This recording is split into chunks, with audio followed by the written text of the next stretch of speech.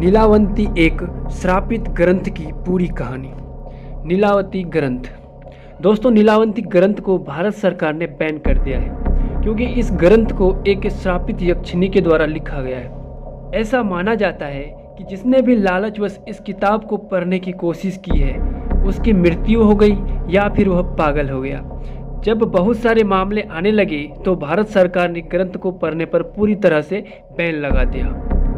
नीलावती एक श्रापित ग्रंथ की पूरी कहानी। दोस्तों, यह बहुत पहले की बात है। उत्तर प्रदेश के एक छोटे से गांव में एक आदमी था। उसकी एक पत्नी और एक छोटी सी बच्ची थी। जब वह बच्ची 5 वर्ष की हुई तो उसकी मां की मृत्यु हो गई। इस बच्ची का नाम नीलावती था। नीलावती की मां की मृत्यु के पश्चात नीलावती के पिता ने उस गांव को छोड़ दिया और नीलावती को लेकर दूसरे गांव में चले गए। दोस्तों, नीलावती के पिताजी को आयुर्वेद का अच्छा खासा ज्ञान था। नीलावती भी अपनी पिता से आयुर्वेद का ज्ञान लेती थी। नीलावती के अंदर एक खासियत थी कि वह पेड़ पौधों, जानवरों, पशु पंछियों सबकी भाषा समझती थी। यही नहीं, नीलावती के स्वप्न में शैतान भी आते थे और नीलावती को जमीन के नीचे गड़े हुए धन दौलत के बारे में जानकारियां देते थे। लेकिन नीलावती के अंदर उसके पिताजी के अच्छे संस्कार थे, इसलिए वह सब कुछ जानते हुए भी धन दौलत जमीन के नीचे से खोदकर नहीं निकालती थी।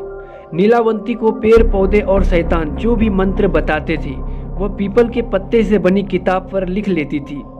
जब नीलावती 20 से 22 वर्ष की हो गई तब जो भूत प्रेत नीलावती के स्वप्न में आते थे वह हकीकत में सामने आने लगे।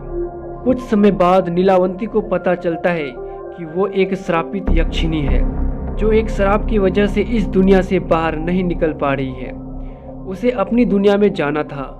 यह सब बात वह अपने पिताजी को बताती है। जब उसके पिताजी उससे कहते हैं कि बेटी, यदि तू इस दुनिया की नहीं है और किसी श्राप के कारण तू इस दुनिया में फंसी हुई है तो मैं तुम्हें नहीं रोकूंगा, अतः तू स्वेच्छा से यहाँ से जा सकती है। फिर नीलावती उस गांव को छोड़कर जाने लगी कि रास्ते में उसे एक व्यापारी मिलता है। अतः नीलावती उस व्यापारी से दूसरे गांव में जाने के लिए कहती है, क्योंकि नीलावती को एक अच्छी आत्मा ने बताया था कि यहाँ से 35 मील की दूरी पर तुम्हें एक गांव मिलेगा और उस गांव में तुम्हें एक बरगद का पेड़ मिलेगा। वहीं से तुम्हें अपनी दुनिया में जाने का रास्ता मिलेगा। इसके अलावा तुम्हें अपने रक्त के साथ साथ पशु पंछियों की भी बलि देनी होगी। इसी को ध्यान में रखते हुए वह नीलावती उस व्यापारी से उस गांव में चलने के लिए कहती है। वह व्यापारी नीलावती को देखकर मंत्रमुग्ध हो जाता है और कहता है कि मैं तुम्हें उस गांव में छोड़ दूंगा, लेकिन बदले में तुम्हें मुझसे शादी करनी पड़ेगी। नीलावती ने व्यापारी के सामने मुस्कुराते हुए कहा कि ठीक है, मुझे मंजूर है, लेकिन मेरी एक शर्त है कि रात के समय में मैं तुम्हारे साथ नहीं रहूंगी। मैं कहाँ जाती हूँ, क्या करती हूँ, इसके बारे में तुम मुझसे कुछ नहीं पूछोगे। व्यापारी ने कहा कि ठीक है, मुझे मंजूर है। उसके बाद वह व्यापारी नीलावती को अपने साथ बैलगाड़ी में बिठाकर उस गांव में ले गया। फिर शर्त के अनुसार नीलावती ने उस व्यापारी से विवाह कर लिया। रात के समय नीलावती प्रतिदिन बरगद के पेड़ के नीचे तंत्र मंत्र करने के लिए चली जाती थी। वहां पर वो अपना रक्त और पशु पंछियों की बलि भी चढ़ाती थी।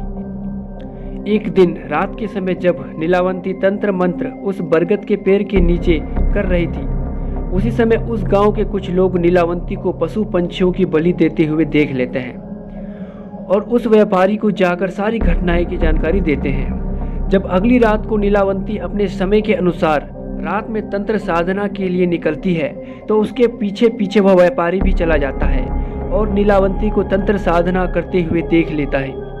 अगले दिन नीलावती के स्वप्न में शैतान आता है और उससे बताता है कि नीलावती, कल जब तुम तंत्र साधना के लिए बरगद के पेड़ के नीचे जाओगी, उसी समय बरगद के पेड़ की बगल से जो नदी बहती है उस नदी में तुम्हें एक लाश बहती हुई दिखाई देगी। उस लाश के गले में एक ताबीज होगा, तुम्हें उसे खोल लेना है। गले से ताबीज को निकालने के बाद उसी नदी में तुम्हें एक नाव पर सवार आदमी मिलेगा। तुम्हें इस ताबीज को उस आदमी को दे देना है। वह तुम्हें दूसरी दुनिया के दरवाजे तक पहुंचाने में तुम्हारी मदद करेगा। उस शैतान ने नीलावंती से यह भी कहा कि तुम्हें अपनी दुनिया में वापस लौटने का सिर्फ एक यही चांस मिलेगा, दोबारा चांस तुम्हें नहीं मिलेगा। अगले दिन नीलावंती बहुत खुश हुई और रात के समय बरगद के पेड़ के नीचे चली गई। वह तंत्र साधना करके अपने रक्त की तथा पशु पंछी की बलि दे रही थी कि उसे नदी के किनारे से एक लाश बहती हुई दिखाई देती है। नीलावंती उस लाश के पास जाती है और उसके गले में बंधे हुए ताबीज को निकालने की कोशिश करती है।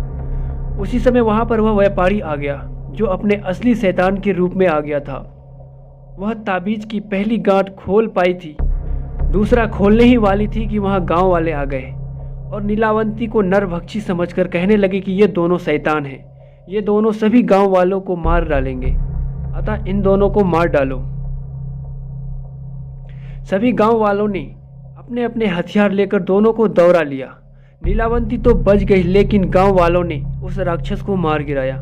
राक्षस होने की वजह से वह दोबारा जीवित हो उठा और नीलावंती के पास आकर बोला कि तुम मुझे वे किताब दे दो जिसमें तुमने मंत्रों को लिखा है, और मुझे कुछ नहीं चाहिए। तब नीलावंती ने सोचा कि यदि यह किताब इस शैतान को मिल गया तो यह दुनिया के लिए अनर्थ साबित हो सकता है। अतः नीलावंती ने उस किताब को श्रापित करते हुए कहा, जिसने लालच में आकर इस किताब को पूरा पढ़ लिया उसकी तुरंत मृत्यु हो जाएगी, और जिसने इस किताब को आधा पढ़कर बीच में छोड़ दिया वह पागल हो जाएगी। यह कहकर नीलावंती उस किताब को लेकर भाग गई।